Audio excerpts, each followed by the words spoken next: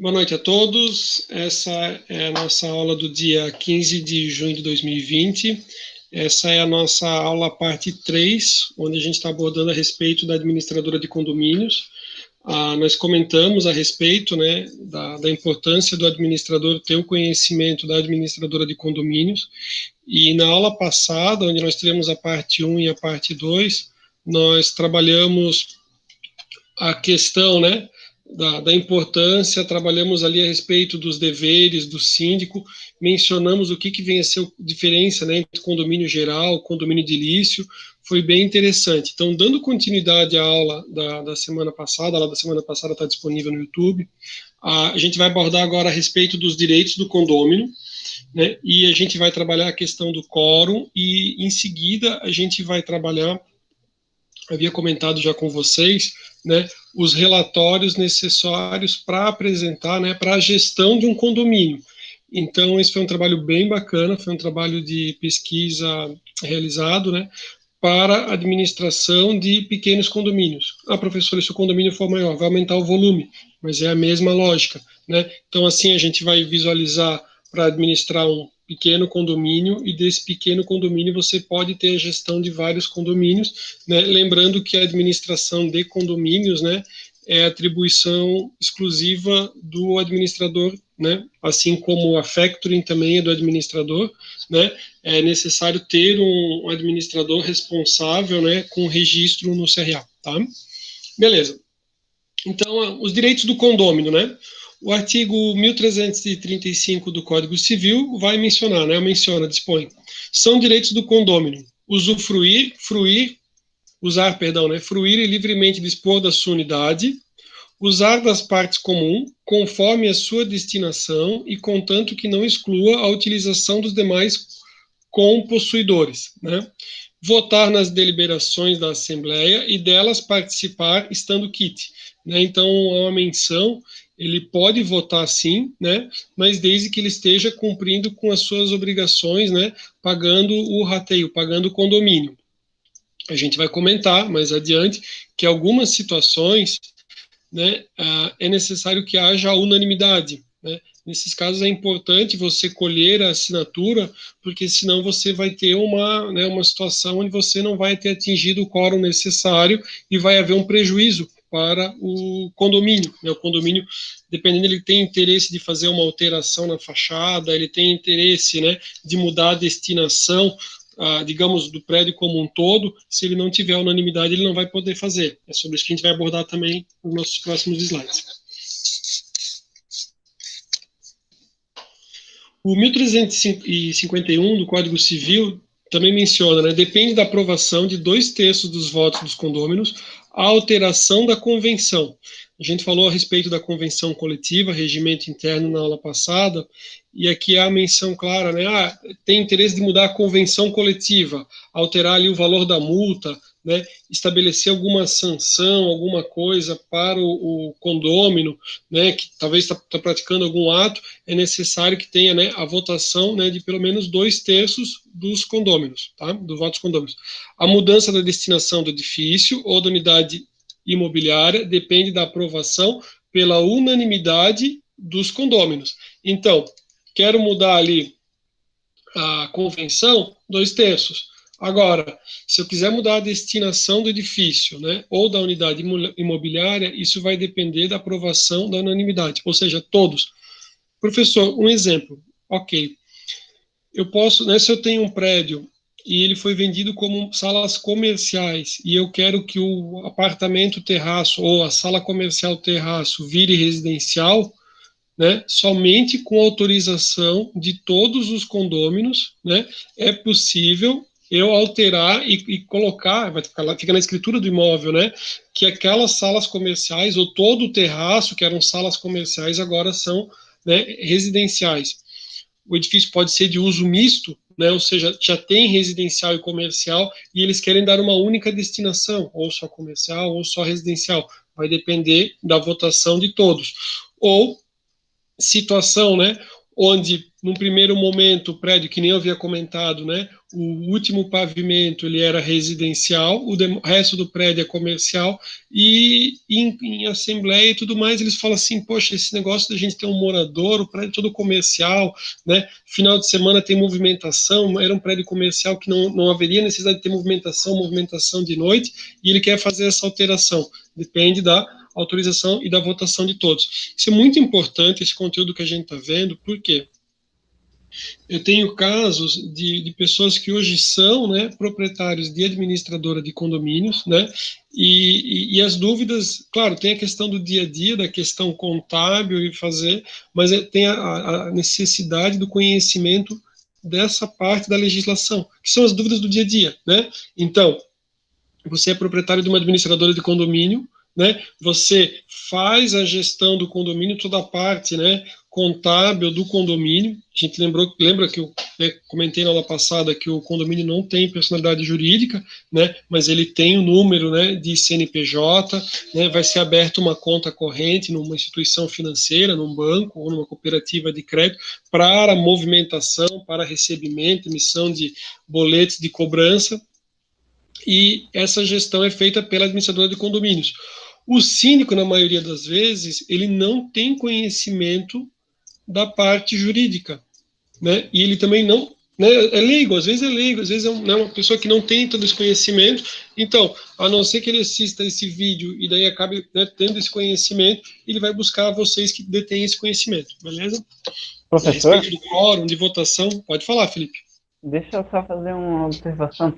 Eu lembro eu frequentava uma loja que ela ficava no térreo Sim, e acima era residencial.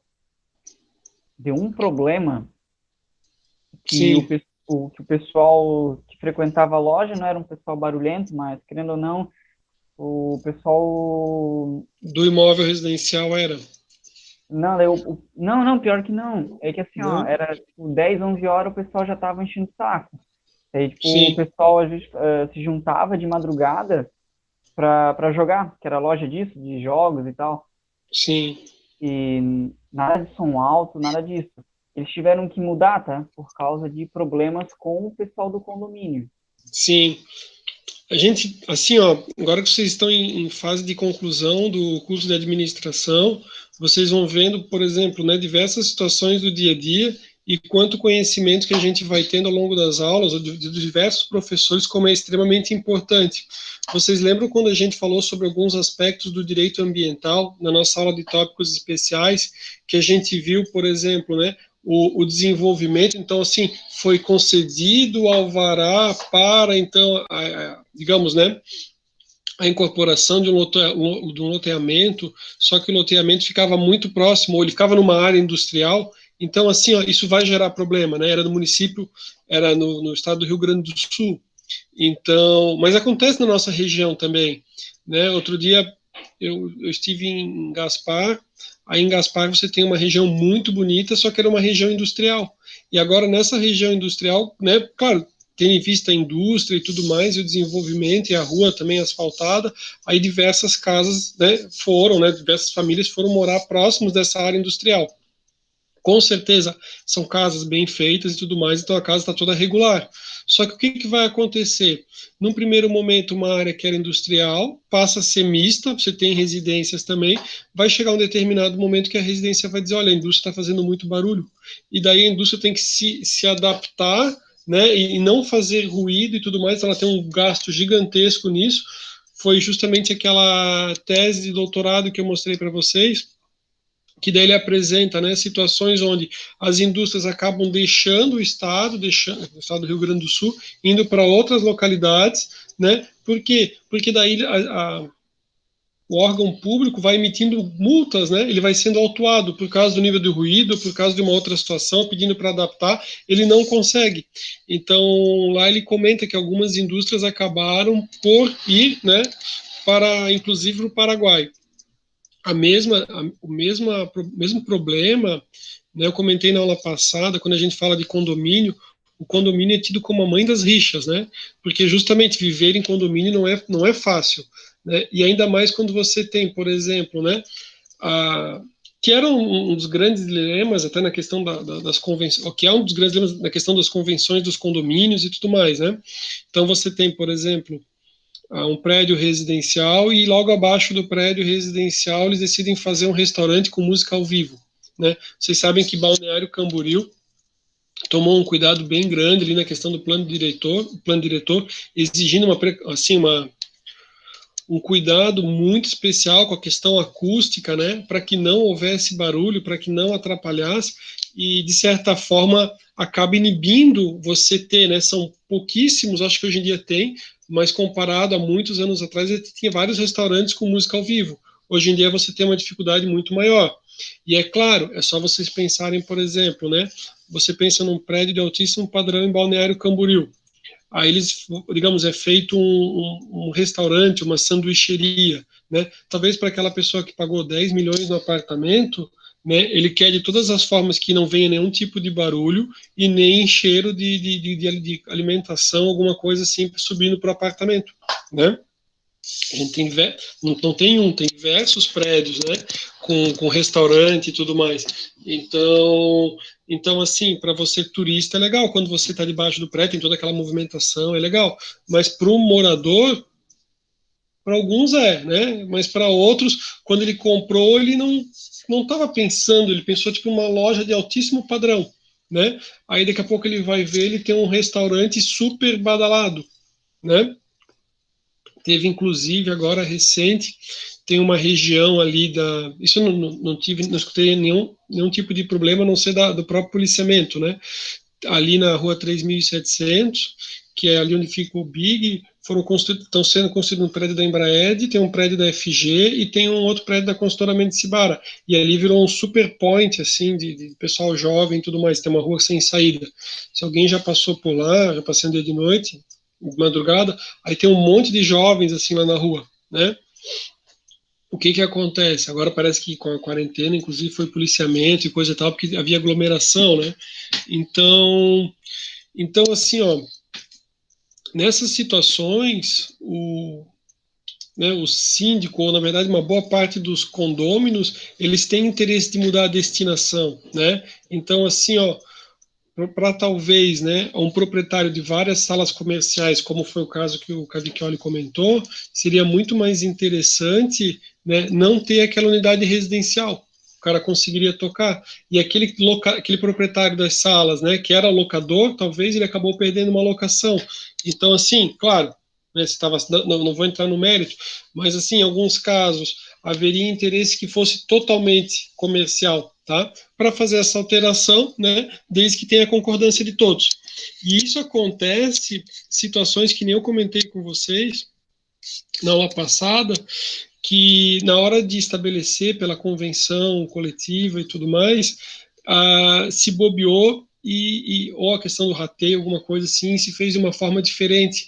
E depois, para conseguir reverter, é difícil, né? É difícil depois você conseguir ter essa aprovação, tá? A gente vai comentar mais a respeito do quórum ainda, tá? Então, assim, né, falando a respeito das assembleias, né, Assembleia Geral, o que vem a ser Assembleia? Né? A Assembleia dos Condôminos se destina à deliberação dos assuntos constantes da ordem do dia. A Assembleia Geral situa-se no plano mais alto, razão pela qual suas deliberações obrigam o síndico, o conselho consultivo, os condôminos e demais ocupantes do edifício, salvo no que eventualmente conflitarem com a lei, com a convenção do condomínio ou quando violarem direitos individuais dos condôminos, né? Então, assim, a Assembleia Geral é o mais alto, né? E ela vai fazer lei ali entre as partes, né? E vai fazer lei ali entre quem ocupa o prédio ou quem vai como visitante. É claro, né? Existe aqui na própria citação uma preocupação dizendo o seguinte: você nunca vai criar uma lei ou na questão, né, uma norma, né, na Assembleia, vai comentar alguma coisa, vai dispor de algo que não é possível, né? Por exemplo, professor, a gente já sabe, comentou, é você tentar estabelecer na convenção coletiva qual é o bichinho de estimação, ou, por exemplo, que determina um cachorrinho, né, um Yorkshire, um Poodle, um Shih Tzu, a pessoa não pode ter no seu apartamento, né? É claro para que houvesse isso. Isso foi levado ao judiciário, né? E o que foi dito é o seguinte: em relação à unidade autônoma, né? O condomínio não pode restringir. Então, o proprietário ele pode sim, né? Ter o seu animalzinho de estimação dentro do seu apartamento sem problema nenhum, tá? Então, assim, há um limite, né? Você não vai poder ferir ali um direito, uma garantia individual da pessoa. A respeito das espécies de assembleias, temos as assembleias ordinárias e as extraordinárias, né? A ordinária está lá no Código Civil, 1350, e a extraordinária, 1355. A ordinária se destina ao quê, né? Destinada à aprovação das contas e do orçamento para o ano. E eventualmente, alterar o regimento ou eleger o substituto do síndico. Essa assembleia é aquela que geralmente acontece no início do ano, né, para justamente deliberar sobre a prestação de contas, né, vai depender se a eleição do síndico é de ano em ano, de 2 anos em 2 anos, então, dependendo, vai ser feita a eleição do síndico, né, vai ser alterado também o conselho. Essa é a assembleia ordinária. Geralmente, né, como a gente está falando numa área litorânea, essa assembleia ela ocorre bem no comecinho do ano. Por quê? Porque muitas pessoas não residem no litoral, né? Residem no Paraná, residem no Rio Grande do Sul, São Paulo, e nesse momento, assim, virada de ano, e logo depois da virada do ano, é o momento em que as pessoas, né, ainda estão no litoral. Então, em Balneário Camboriú, Itapema, por exemplo, é o momento que mais ocorre a assembleia ordinária. Em outras regiões, por exemplo, Blumenau, né, a Assembleia Ordinária não acontece em janeiro. Né, então, imóveis a gente tem na praia, então em janeiro, né, você fala assim, meu Deus, mas janeiro, dia de sol desse. Não, era sábado, né, de janeiro. Para quê? Para propiciar que o máximo de condôminos pudesse estar presente, né? Em regiões não litorâneas, né? Acontece em outros períodos, já depois depois que passou esse período de férias. As extraordinárias são destinadas a deliberar sobre assuntos de interesse dos condôminos, como, por exemplo, realização de alguma obra, né, a necessária aprovação da contratação de uma administradora de condomínios para auxiliar o síndico, né, a aplicação de multa a um condômino que descumpre reiteradamente seus deveres, né, são exemplos, então, de motivos para que seja feita uma assembleia extraordinária. Forma para a convocação. Existe toda uma preocupação, né, com as formalidades ali da convocação. A gente mais adiante vai estudar a respeito das nulidades e a gente vai ver que isso aqui é um exemplo de nulidade se não for bem feito, tá? A Assembleia Ordinária ou Extraordinária será convocada pelo síndico ou por 1/4 dos condôminos, respeitando a forma prevista na convenção. A gente comentou que se o síndico não fizer, né, 1/4 dos condôminos pode requerer, né, ou convocar a assembleia, ou até, né, um condômino pode, né, requerer judicialmente que seja realizado. Todavia, se recomenda que seja por escrito, com aviso de recepção, ou seja, que o condômino recebeu, ele está ciente, né, da Assembleia, ainda que a convenção seja omissa. Isso porque é nula a Assembleia que não for precedida de convocação de todos os condôminos, né? Então, a gente comentou, e é justamente quando vai dar algum tipo de problema, né? Então, assim, ó, foram aprovadas as contas, mas as contas estavam completamente furadas, vamos dizer assim, não, mas aí o síndico diz, não, mas isso aqui passou por uma aprovação. Ah, ok, passou por uma aprovação, só que assim, ó, na verdade eu nem fui convocado, não houve convocação válida, então, na verdade, toda aquela assembleia vai ser nula, tá? Então, por isso que esses critérios são muito importantes, né? E é de fundamental relevância o cuidado para que não deixe nenhum ponto, né, despercebido e sem que haja né, que seja atendido de forma plena. A necessária inclusão das matérias que são discutidas de forma expressa na ordem do dia. Aqui eu trouxe aqui até a citação que fala sobre o assunto, né? O que acontece? Você não pode fazer uma assembleia e tratar sobre um assunto que não consta na ordem do dia. Então, quando você recebe, ou quando existe uma convocação para uma assembleia, né, ordinária, a extraordinária, vocês, se vocês moram em condomínio, vocês já receberam, né, tem toda a descrição do que vai ser abordado, certo? Então é necessário que lá esteja dizendo o seguinte, ó, tratar sobre a reforma do prédio, certo? Não pode não falar sobre a reforma do prédio, aí depois acontece a assembleia, né? E depois um vizinho conversa com o outro assim, ô vizinho, ô, soubesse da reforma? Como assim sobre da reforma? Foi aprovada. Foi aprovada, mas olha, não participei da convenção, não participei da assembleia. Não, a gente já estava lá, já decidiu. Tinha que estar lá na convocação, tá? Não é válido. Então diz assim, ó, é nula, para vocês verem, né? É nula a deliberação em assembleia de matéria que não conste expressamente da ordem do dia, salvo, de acordo com João Nascimento, quando se trata de um assunto de extrema urgência. Com certeza a reforma do prédio, que vai ser gasta uma fortuna, com certeza, né? Houve tempo hábil, né? Nesse sentido, cita julgado decorrente da apelação publicada, aí tem todo o julgado, né? Então, já foi levado para as instâncias superiores, né? E já foi decidido nesse sentido que é nulo, tá? Diz assim, ó, sobre a matéria não contemplada na ordem do dia, pode-se discutir nunca, né? Pode-se discutir, pode discutir o que quiser, mas nunca pode lhe deliberar. Ou seja, se eles quiserem falar sobre a reforma, ninguém é impedido de comentar sobre a reforma. Só que ninguém vai deliberar para dizer assim, ó, a reforma foi aprovada, tá?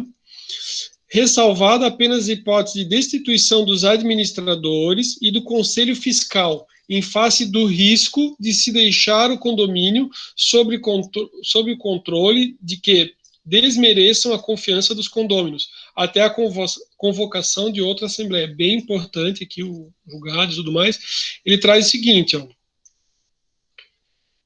que nem a gente já conversou, é necessário que conste na convocação. Agora, se é verificado, né, que há um caso de apropriação dos recursos do condomínio, né, para fim diverso, que não tem nada a ver com o condomínio, né, e que o conselho está participando, ou só o síndico, enfim, né, pode sim, naquele momento, haver a destituição do síndico. Por quê? Porque o objetivo, o intuito é justamente não aguardar, né, que aquele cínico que já está fazendo assim uma lambança, ele continue fazendo isso. Então, assim, nesse caso, nessa situação, você pode sim, né, sem que tenha havido a prévia, lá, a convocação, haver a destituição dele, tá? E a gente comentou também, salvo, né, quando for algo assim extremamente urgente, né, para tratar sobre algo extremamente urgente. Se não, não. Pode discutir, mas não pode deliberar. Agora a gente vai então continuar, né, as irregularidades da Assembleia e a sua anulação. Como são atos jurídicos, as assembleias estão sujeitas à anulação nos termos, né, do artigo 166 e 171 do Código Civil. Assim, irregularidades podem ocorrer, maculando a forma e, consequentemente, gerando a nulidade da Assembleia total ou parcial. Lembrando que a nulidade parcial não prejudica a parte válida, né, vai convalidar essa parte. Então, assim, ó, exemplos, né? São comuns as seguintes nulidades: irregularidade na convocação, que a gente comentou bastante, então tem que respeitar a forma ali da convocação. É importante que você tenha a recepção, né? A recepção, que eu digo, a assinatura do condômino que ele recebeu, né? A convocação da assembleia. Não sei como é que é no condomínio onde vocês trabalham ou moram, né? No meu condomínio atualmente não é feito assim, mas nos outros condomínios todos que eu tive, sempre eu assinava, e era uma segurança para o síndico, né, que houve sim, né, a regularidade na convocação. Tá? Irregularidade na deliberação, então na hora de deliberar não foi respeitado, né, algum ponto, não poderia ser deliberado sobre o assunto. A ausência de quórum específico, então foi aprovado, só que ou não tinha quórum, houve uma falha na contagem, ou para aquela tomada de decisão ele necessitava de um quórum específico, né? Então, assim, foi decidido por maioria dos presentes. Tá, mas maioria dos presentes é diferente de maioria absoluta, que é a maioria dos condôminos, que também é diferente, às vezes, quando o código, né, exige um quórum específico, como, por exemplo, 2/3 ou unanimidade. Isso é a ausência de um quórum específico. Também lembrando o seguinte, a própria convenção coletiva, ela pode estabelecer um quórum, né? Por exemplo, assim, algo poderia ser decidido em maioria simples. Aí eles dizem, não, olha, tem que ser pelo menos 60%. Né? Deve ser respeitada ali a questão da convenção coletiva, né? Abuso na direção dos trabalhos, abuso de direito e deliberação de matéria não constante da ordem do dia, né? Exemplos de irregularidades e a sua anulação. Aí aqui, né? Todavia, alguns princípios devem ser observados. Então, assim, ó, não existe nulidade sem prejuízo. Ou seja, a nulidade, né, vai ser identificada justamente porque houve um prejuízo. Ah, não houve nenhum tipo de prejuízo, ninguém foi prejudicado, depois se colheu. Beleza, é como se fosse de convalidar aquele ato, né? Sendo possível, tá? Uma questão de tipo de nulidade que você consiga convalidar. Mas assim, ó, teve prejuízo, né? A ideia, né? Teve prejuízo, então você vai buscar a nulidade. E aqui, ó, a nulidade de uma parte não prejudica a parte válida da Assembleia. Então, houve o quórum para que, digamos, deliberou sobre um determinado assunto. Não tinha quórum suficiente. Beleza, então aquilo não vale. Tá, e o resto da reunião, que foi a tarde inteira? Não, o resto da reunião estava em conformidade. Ok. Então, assim, aquela parte vai ser nula e o demais permanece ok, tá? Professor, tinha que ter a assinatura de todos. E um dos condôminos não estava, mas ele não se sentiu lesado e ele concorda lá em assinar e resolver, e que, digamos, seja alterada a fachada. Beleza, não teve prejuízo, você resolveu a situação, né? Você conseguiu regularizar. Mas o que geralmente vai acontecer é o contrário, né? Aquele que não estava presente, ou aquele que não foi respeitado um direito que, a princípio, né, a questão do quórum, que ele era a parte contrária, não concordava, ele vai buscar, né, reverter aquela decisão. A ação, né, de procedimento comum será constituída e pode ser proposta por qualquer condômino, ainda que seja promitente e comprador. Então, assim, ele tem lá o contrato, né, ainda não teve alteração, mas ele mesmo sendo promitente e comprador, ele tem direito, né, cessionário. Então, assim, uma pessoa, ele comprou o imóvel, depois ele passou os direitos, ele cedeu os direitos para um terceiro, né, a construtora anuiu, ele também tem direito, né, e até pelo locatário também tem direito, dependendo da situação ali, né. Então, o que eu quero trazer para vocês é assim, mas ele não é o proprietário porque era da construtora. Não, mas espera aí, ele ficou devendo algumas prestações? Não, ele já quitou. Ele só não, é só uma questão ali de transferência no registro de imóveis, tá? Então, promitente comprador pode, cessionário também pode ingressar com a ação em juízo, tá? E até o locatário, algumas situações ali, gente, né?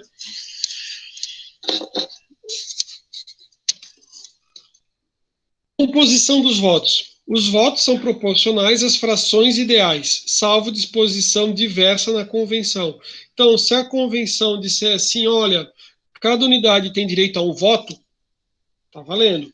Se não tiver nada a respeito, vai ser pela fração ideal, né? Como assim, professor? Cada unidade, né, tem uma parte da área construída, da área comum, né, e isso corresponde a uma fração ideal do solo, e dessa proporção é que vai valer os seus votos, né? Então, às vezes, dependendo da situação, um voto por cada unidade seria mais interessante, ou por fração ideal, aquela unidade que é maior, né? Vai depender da situação. Aqui é importante analisar, porque justamente para ver se atende o quórum ou não. Assim, a convenção pode determinar o voto por unidade, ainda que a fração da cobertura, por exemplo, seja maior e pague mais condomínio que as demais.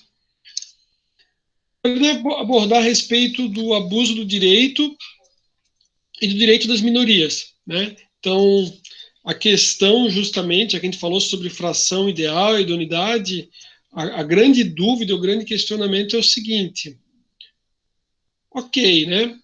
E se por um acaso eu estou numa edificação, num condomínio edilício, e eu tenho uma pessoa que ele tem uma quantidade muito grande de unidades, né? Ele tem muitas unidades, então, assim, na hora de aprovar qualquer, ou na hora de aprovar, ou de não aprovar, né? Tendo em vista que ele tem muitas unidades, ele sempre ganha, né? Ele sempre atinge o quórum. Então, por exemplo, assim, é necessário a gente fazer uma melhoria aqui no edifício. Aí ele fala assim, poxa, essa melhoria vai me custar, não tem interesse. Aí ele diz, não, voto contrário. Aí não consegue nunca fazer o prédio ter a melhoria. Ou de forma contrária, né?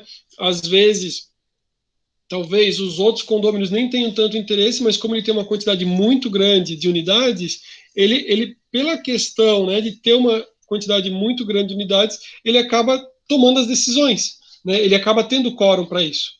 Por isso que na legislação, né, vai se tratar a respeito do direito das minorias, né? Aqueles que também têm uma percentual menor, para que eles não sejam preteridos, para que eles também tenham oportunidades. Vamos ver o que ele comenta aqui nos nossos slides.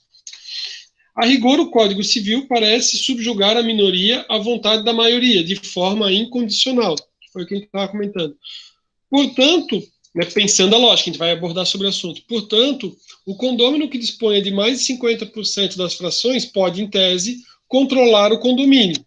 Beleza, era o que a gente estava comentando. Seria o poder tirânico, né, da maioria da fração ideal, coisa e tal, só que tomada por um só.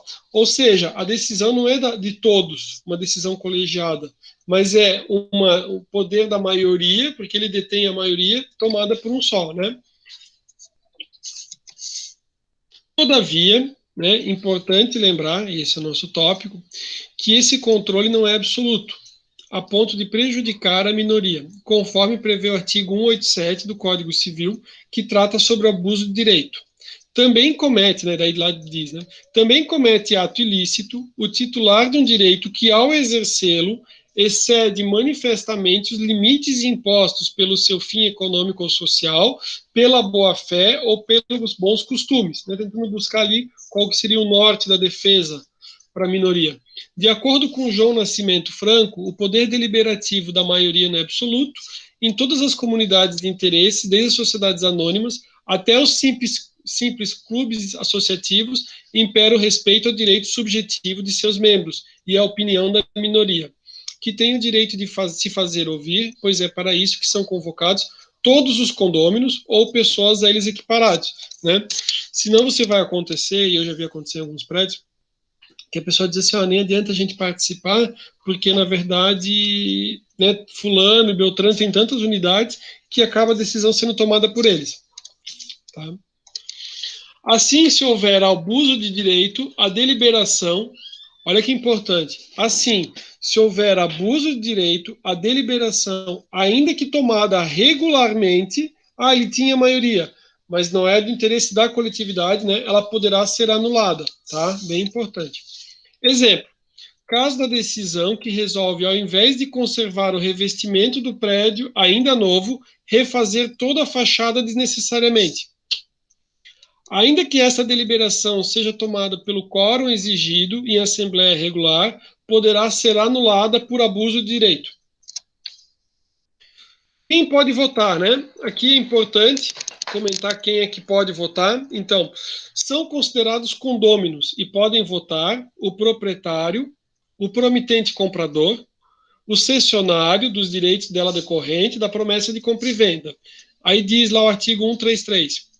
A convenção que constitui o condomínio edilício deve ser subscrita por titulares de no mínimo 2/3 das frações ideais e torna-se desde logo obrigatória para os titulares de direito sobre as unidades e para quantos sobre elas tenham posse e detenção. Aí o 1334. Além das cláusulas referidas no 1332 e das que os interessados houverem por bem estipular, a convenção determinará. Aí ele vai mencionando, né? E ele traz no parágrafo 2º. São equiparados aos proprietários, ou seja, é a mesma coisa que o proprietário. Para fins desse artigo, salvo disposição em contrário, os promitentes compradores, os cessionários, né, dos direitos relativos às unidades autônomas, tá? Então, eles também podem votar. Na ausência do condômino, o locatário pode votar, né? A ideia é que quem melhor vai defender os interesses do condomínio é o condômino, o proprietário do imóvel. mas se o proprietário do imóvel não estiver, né, a legislação vai trazer que o locatário ele pode assumir, né, a função do condomínio, às vezes aqui um pouco mais detalhado, mas ele pode votar, tá? Salvo nas despesas extraordinárias, né? Então, assim, ó, é claro, aqui tem um ponto que também não foi nossa matéria comentada, né? Até me lembrei um dos tópicos ali que poderia ser comentado. A gente não trabalhou a respeito da locação, né? Como é que funciona a locação residencial, comercial, locação por temporada, né? Na região o pessoal fala muito locação para estudante, né? Esse não consta lá, né? A build to lease, né? Build to suit, na verdade, né? Build to suit que a pessoa constrói conforme a medida para determinar uma locação, locação de shoppings. A gente não entrou especificamente na legislação destinada à locação, tá? Mas quando você estuda a lei do inquilinato, ela vai trazer o seguinte, que o locatário ele não vai pagar por uma alteração na fachada, um investimento que vai ter uma melhoria para o edifício, né? Não é destinado ao locatário em si, é destinado ali a uma implementação ali do empreendimento. Por isso que o locatário, né, quem mora em apartamento, pode ser proprietário, pode ser locatário, recebe o condomínio para pagar, verifica o seguinte, que lá eles têm logo abaixo, assim, fundo para investimento, fundo de investimento, eles colocam, né, em torno de um percentual, em torno de 10%, tem condomínio que quer, às vezes, colocar um percentual um pouco mais alto para tentar angariar mais rapidamente recursos, né? Esse fundo de investimento o locatário não paga, né? Ah, professor, como é que funciona na prática? Na prática, o locatário, né, em comum acordo com com o locador, ele paga o condomínio, né, informa se é que o locador, né, o condômino não tem essa informação, mas se não ele informa o valor que ele pagou relativo ali a fundo de investimento. Então, por exemplo, pagou 500 e poucos reais, sendo que uns 40 foi relacionado a fundo de investimento. Esse valor ele vai poder abater. Vai abater da onde, professor? Abate do valor que ele paga do aluguel, né? Ele abate lá 40 reais que ele pagou de aluguel, sem problema nenhum, né? Vai ser um critério ali entre locador e locatário, né? Existem locadores que, por bem, né, acham melhor eles pagarem o condomínio, né, e exigem daí que o locatário pague. Qual que é o grande problema? É que o condomínio é obrigação do condômino. Ah, mas eu loquei. Beleza, você locou o apartamento. Ah, eu coloquei na cláusula que no contrato que quem deve pagar é o locatário. Ok. Só que se o locatário não pagar, vai ser ajuizada uma ação de cobrança. Vai ser cobrado quem? Será cobrado o dono do imóvel, né? Com a possibilidade do dono do imóvel vir a perder o imóvel por causa das despesas condominiais. Então, assim, na prática, né? Na prática, o que eu sempre, assim, presenciei nas minhas situações era, né, pagar o condomínio, né? O locatário paga o condomínio e qualquer coisa ele faz o abatimento para o locador, né? Agora, nossa região de Balneário Camboriú tem muitas situações que eles fazem um preço cheio, né? Olha, você paga tanto, tá com condomínio, tá com PTU, tá com tudo incluso e não cobra mais nada. Por que de forma geral o locatário ele paga o condomínio? Porque o locatário ele paga não só o rateio, só que ele paga também o que ele consumiu de água, que vem identificado muitas vezes na própria conta ali, né? Não tem uma água separada, mas cada um tem seu relógio no condomínio. Se for um condomínio antigo, não, tá? Aí é uma água geral. Mas se não, ele consegue identificar pelo relógio quanto foi o consumo da sua unidade. E, além disso, o consumo do gás. Então, o condomínio tende a crescer bastante se tiver uma pessoa residindo no imóvel, né? E por isso daí que o locatário já faz o acompanhamento, já faz o pagamento, tá? Então, ele não paga pelas essas despesas extraordinárias e ele também, a legislação diz que ele também não vai votar sobre as despesas, porque senão o que aconteceria? Ele nunca vai votar por algo que fizesse com que ele tivesse que ter um gasto excessivo com o condomínio, né? Então, assim, ele vai ter um gasto excessivo com o condomínio? Não. Essas despesas quem vai pagar é o proprietário do imóvel. Só que ele também não pode votar sobre isso, tá?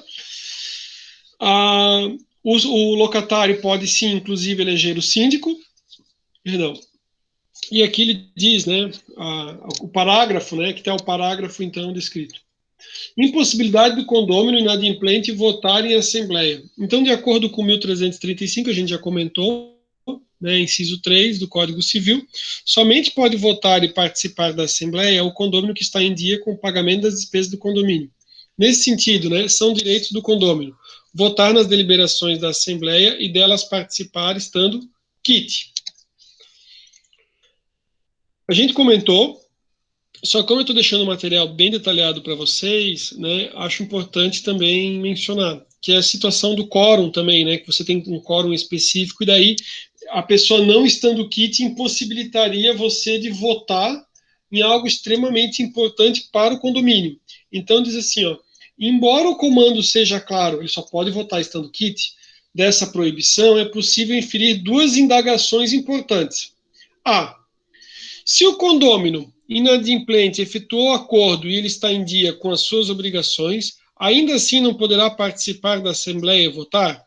Né? Eu tirei até um detalhamento aqui, mas assim, ó, se ele efetuou um acordo, ele estava inadimplente, ele fez um parcelamento, mesmo que ele não pagou absolutamente nada, ele fez um parcelamento, jogou, dividiu em 12 meses para frente, tá? Ele está em dia, não tem mais nada em atraso, né? Ele sentou, ele negociou, e ele negociou, não consegui pagar aqui uns 4 meses para trás, vou pagar os 12 meses para frente, com juros, já coloca ali e vai ser acrescido, ele está em dia, tá? Não é porque ele teve atraso, se ele fez um acordo, não tem que falar de inadimplência ali, tá? Em tudo, né? Ai, com tributos, se tivesse uma questão tributária ali, que fez o refis e tudo mais, está em dia, tá? B. No caso de a lei exigir unanimidade, como na hipótese de alteração da fachada, a Assembleia poderá deliberar sem a presença do inadimplente? Né? Então, esse é o questionamento.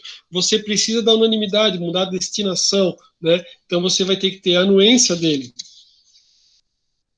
E a gente vai falar agora a respeito do quórum, né? O Código Civil determina para algumas matérias quóruns específicos, que devem ser respeitados sob pena de nulidade da deliberação tomada. De forma esquemática, seguem as matérias que exigem quórum especial para mínimo para aprovação, exceto o outro maior na convenção, né? Lembrando, comentei com vocês, se a convenção quiser botar um quórum ainda maior, ou seja, fazer com que seja ainda mais difícil, né, alguma alteração, uma aprovação, ele pode fazer. O que ele não pode fazer é o seguinte: a legislação estabelece 2/3. Aí a convenção diz, com 50% já vale. Aí vale a legislação, 2/3, tá? Aquela convenção, aquela parte da convenção dizendo que poderia ser aprovado com 50 não vai ter validade, porque a lei dispôs de forma diferente. Então tá, vamos lá. Alteração da fachada por um dos condôminos necessita da unanimidade. Tipo reiki, assim, né? O cara decide mudar a fachada, faz tudo, muda a estética do prédio, né? Imposição de multa que não esteja na convenção, não tem multa na convenção. Exige 2/3 dos condôminos restantes, ou seja, desconsidera-se o faltoso e, se estiver presente e aprova, a multa não prevista por 2/3 dos presentes à Assembleia, que não praticaram a infração. C. Imposição de multa por reiterada infração legal ou convencional, bem como comportamento antissocial, né?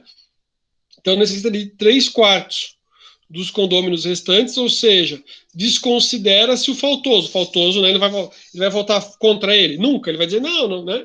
Ele desconsidera, se estiver presente, né? E aprova-se a multa por 3/4 dos presentes que não participaram da infração. Lembra que a gente falou que tem toda uma formalidade. Se você não respeitar essa formalidade, na hora que você quiser cobrar a multa, você não consegue, né?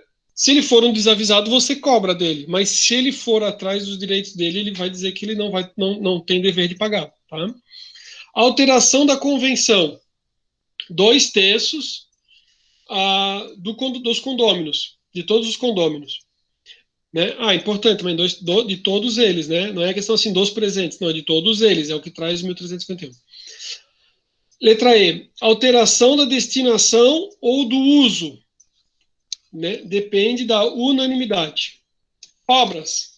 Se as obras forem voluptuárias, né, 2/3 de todos os condomínios, né, belezamento, assim, uma obra que vai deixar lindo o prédio, mas que não é nem útil nem necessária, né.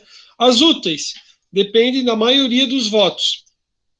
As necessárias, pequenos reparos, dependem de assembleia. É necessário e é um reparo. Imagina o síndico, né, querendo fazer uma assembleia lá para fazer um negócio que é necessário, uma coisa simples. Não faz, vocês sabem disso, né? O síndico ele também tem uma certa autonomia, né? Uma preocupação até com manutenção e tudo mais, né, da edificação, ele vai fazendo. Necessárias, obras urgentes que importem em despesa excessiva. Independe da Assembleia, mas ela deve ser comunicada imediatamente. G. Obras em partes comuns que impliquem em aumento das partes já existentes, 2/3 de todos os condôminos, vedada a construção em área comum que prejudique o uso, né? Não dá para fazer uma obra ali numa área comum ali para agradar fulano ou beltrano, ou fazer um negócio que daí fique transformando a área comum numa área privada de alguns condôminos, tá? Não pode jamais, né? Então tem uma área comum, aí eles começam a fechar, fazer um negócio assim reservado para alguns condôminos. Não pode. Quórum para deliberações, continuando. H. Construção de outro pavimento ou de novas unidades no terreno, depende de unanimidade. Lembram aqui, na aula passada, não me lembro se foi a parte 1 ou a parte 2, eu trouxe para vocês o contrato de promessa de compra e venda, onde a construtora, né, ela já fazia menção e ela já obtinha anuência, informando que seriam construídas outras unidades e que o adquirente ele tinha conhecimento e que ele anuía, já desde aquele momento. Então, assim, ó, é um cuidado, vocês veem que a construtora tem um cuidado já desde antes, né? A pessoa pensa assim, ah, mas vai ter a votação. Não, não, já teve. Quando você comprou o imóvel, eles iam fazer mais unidades, né? Que ainda não estavam incorporadas, enfim, né? Mas já naquele momento já foi feito menção. Mostrei, né? Peço para que vocês assistam, caso alguém não tenha sido, assista a aula passada, vai verificar ali, e eu trouxe as cláusulas. E destituição do síndico, maioria absoluta dos membros da Assembleia, ou seja, dos presentes, né? 50 mais 1, considerando os presentes da Assembleia. E convocação, né? Convocada por, né? Mínimo de 1/4 de todos os condôminos, né? Que não vai ser ele que vai convocar a Assembleia para isso. As demais deliberações, as quais não se exige quórum especial, serão deliberadas da seguinte forma. Então, vocês quando tem Assembleia Geral, geralmente eles falam, né? Primeira convocação e segunda convocação, né? Tem padrão, já tem no modelinho, né? Primeira convocação, presença de pelo menos metade das frações e votos pela maioria dessas frações, e a segunda, maioria dos votos dos presentes à Assembleia. Então, o que acontece? De forma geral, os condomínios, né, eles já colocam a primeira e a segunda convocação, e de uma forma geral, o que eles fazem? Eles já aguardam o momento da segunda, né, para que daí então inicie, né, a Assembleia. Então, em muitos casos, né, existe a reunião, eles pedem para que todos estejam presentes, não estando todos, né, então haverá a segunda convocação e tal horário. Então, o que geralmente acontece é que daí a Assembleia ela começa em segunda convocação, porque é muito difícil, né, você ter todos os condôminos presentes. Assim, nas matérias em que o Código Civil não exigiu quórum específico, a Assembleia poderá deliberar pelo voto da maioria dos presentes. Respeito das vagas de garagem, as vagas de garagem é um ponto assim que já gerou diversos problemas, né, no âmbito dos condomínios edilícios. O que acontece? O que existia, o que teve alteração e como é que aconteceu, né? Você tem alguns imóveis onde a pessoa compra uma unidade, um apartamento, e já lá nessa matrícula diz que ele vai ter direito a 2 vagas de garagem. E assim é com todo mundo, todos eles têm direito a 2 vagas de garagem, né? Então, o que acontece? Quando comercializado. Vou dar um exemplo, tá? Teve um prédio que foi construído, cada condômino tinha direito a 2 vagas de garagem, eram 20 unidades o edifício, sem problema nenhum, e foi feito então, né, a assembleia e tudo mais, e foi feito um sorteio das vagas de garagem, né, foi definidas as vagas de garagem, foi feito sorteio, ok, então assim, ó, foi demarcado qual que era a vaga da garagem, né, mas cada um tem direito à vaga, ela está demarcada certinho, foi feito todo um processo regular ali, para identificar onde é que seria a vaga de cada um, beleza. Agora, existem situações onde a vaga de garagem ela é uma outra matrícula, né? Então você tem assim cada apartamento. Vou pegar esse exemplo, tá? O exemplo que eu falei era de um jeito, mas vou alterar o exemplo. Imagine que você tem uma edificação com 20 unidades, são 20 apartamentos. Desses 20 apartamentos, cada um tem direito a 2 vagas de garagem, só que foi feito o seguinte: cada vaga de garagem tem uma matrícula. Então vai aparecer a vaga de 1 até a vaga 40 e cada um tem a sua matrícula e tem a sua escritura, ok? O que acontece, já aconteceu e tudo mais. Existia uma comercialização. Pois bem, Bruna, assim, ó, porque daí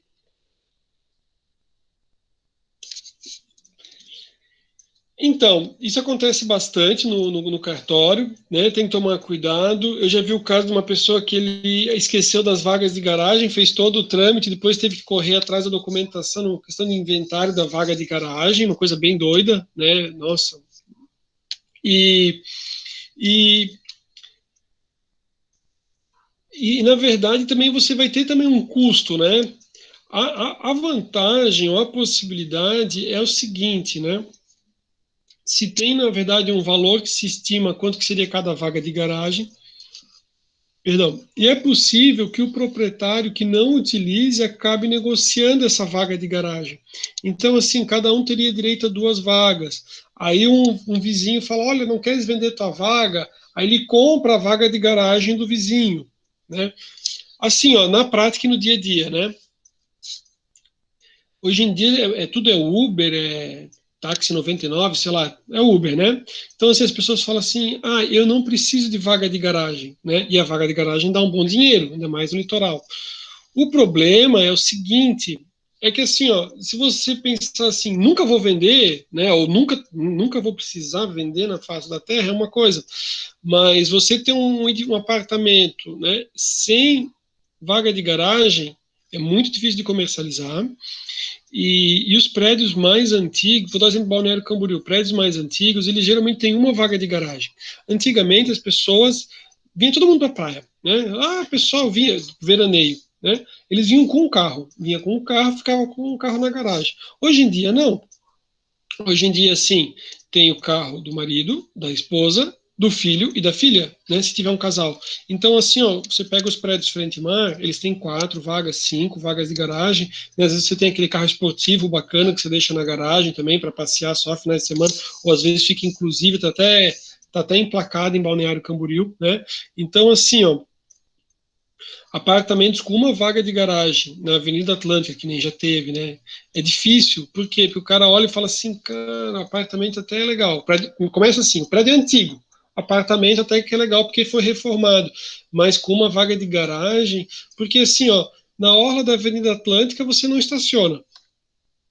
Quando chega na virada do ano, só para parar o carro na virada de ano é R$ 100, né? Para deixar o carro tipo assim, enquanto ainda existe um ou outro estacionamento perdido que o cara tem que se deslocar, uma loucura se estiver chovendo. Então, assim, ó, depois é difícil de comercializar ou de vender, tá? Mas o que acontece, né?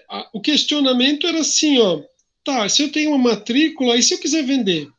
E daí o questionamento é o seguinte, imagina um prédio em Balneário Camboriú, que daí uma vaga de garagem custe, sei lá, 100 a 200 mil reais. Aí o cara fala assim, quer saber, eu não vou comprar um apartamento, eu vou comprar a vaga de garagem. Se eu comprar a vaga de garagem, eu tenho uma matrícula no meu nome, né? Tenho a escritura uma vaga de garagem, né? Não vou dormir na vaga de garagem. Mas será que eu uso a área de lazer do prédio? Será que eu posso comprar uma vaga do Millennium, um apartamento que a pessoa paga 10 milhões, e daí eu vou ficar lá junto com o pessoal na piscina? ou do outro empreendimento, né? Enfim.